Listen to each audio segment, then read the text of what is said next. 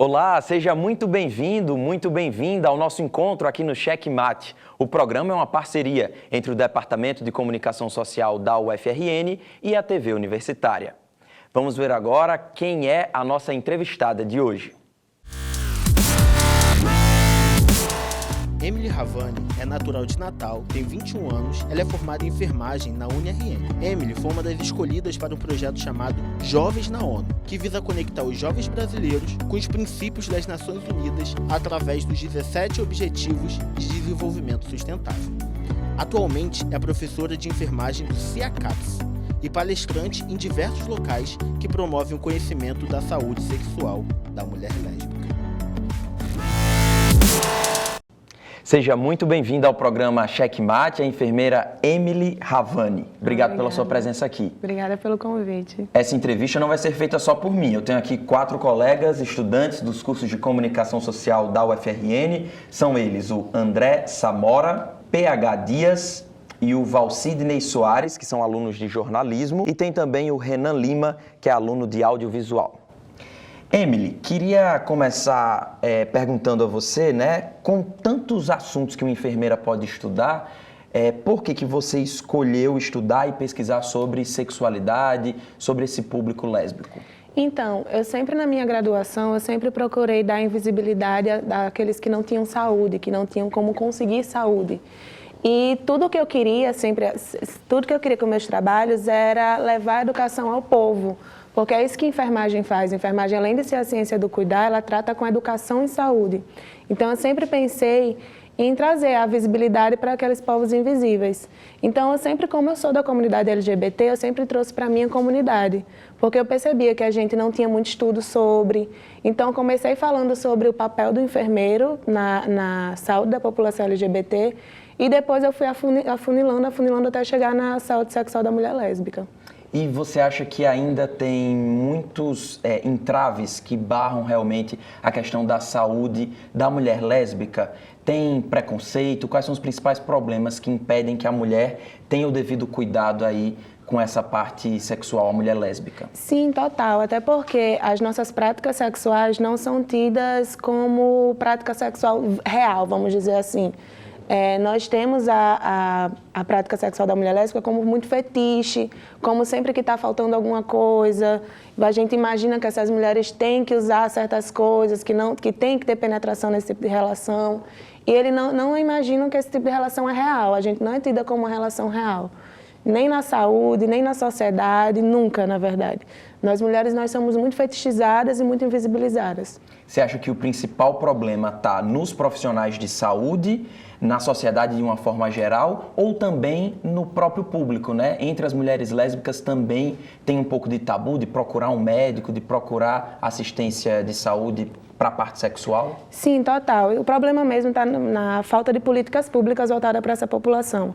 A própria população lésbica, quando eu comecei a pesquisar e fui a público perguntar como é que você sabia que a gente pode transmitir infecção sexualmente transmissível, nem elas sabiam, na verdade. Elas ficavam muito assustadas. Como assim? Não, é só com homem que pode transmitir. Não, são só as bissexuais que trazem para a nossa população. Assim, tinha muito preconceito dentro da própria população lésbica. Os profissionais de saúde também não são capacitados para atender esse tipo de população. Nós, mulheres lésbicas, quando vamos para a consulta ginecológica, nós somos sempre tratadas como mulheres héteros. Nunca nos perguntam qual é a nossa orientação sexual. Nós já somos automaticamente tratadas como héteros. Então, eles já realmente não sabem como tratar a nossa população. Emily, vamos agora à primeira pergunta feita pelos nossos estudantes aqui. Quem vai fazer é o André Samora. Emily, no fim da sua graduação, você pensou em um preservativo voltado às relações entre mulheres. Como surgiu essa ideia? Então, devido não existir o próprio preservativo feminino, ele não cobre toda a vulva, muito menos o clitóris, que é o órgão feminino, que o único intuito dele é dar prazer à mulher. Então, como não servia nem o próprio preservativo feminino, servia para o prazer feminino, apenas para o prazer de penetração, eu comecei a pensar, já que não existe nenhum estudo científico que comprove que a adaptação dessas camisinhas serve mesmo para a proteção da mulher lésbica, eu comecei a pensar que seria muito melhor tem um preservativo próprio para a relação oral. Porque o preservativo que existem hoje em dia, vamos dizer assim, existe a camisinha de dedo, existe protetor labial, mas esses são muito caros, muito inacessíveis. E assim, eu pensei mais em uma camisinha que fosse tão fácil de acesso como são as camisinhas hoje em dia, feminina e masculina, de ser distribuída para todo mundo. Emily, você teve essa ideia, né? Chegou a criar um protótipo, mas isso tudo ainda está bem no início, né? Ainda Total. não tem produção desse preservativo. Você já tentou algum tipo de financiamento para essa sua ideia? Não, então, foi quando o projeto Jovens na ONU começou e a gente tinha que ter um objetivo, um projeto. E meu projeto era realmente essa camisinha, esse projeto de camisinha para feminina. E foi quando começou todo mundo a conversar sobre isso. Meu mentor, Marconi, ele super me apoiou e, tipo assim, a gente tem que parar muito para pensar ainda nisso. A gente tem que pensar muito os patrocínios que a gente fala com a ONU. Foi justamente na reunião que a gente fez, que era com o cara lá da ONU. E a gente ficou conversando, a gente está super conversando sobre esse assunto na última reunião que a gente teve. E é basicamente isso que está, ainda está muito em papel, muita ideia, muito assim, entendeu? Você falou aí desse projeto da ONU, né? Queria que você explicasse porque você levou essa ideia de um preservativo para relações entre mulheres. Você foi, inclusive, ganhou um prêmio, né, da ONU. Como é que foi isso? Foi um concurso? Não, explica melhor. Não, o Movimento Jovens na ONU, o Projeto Jovens da ONU, é um projeto que ele está dentre as 17 ODS, as Ordens de Desenvolvimento Sustentável da ONU.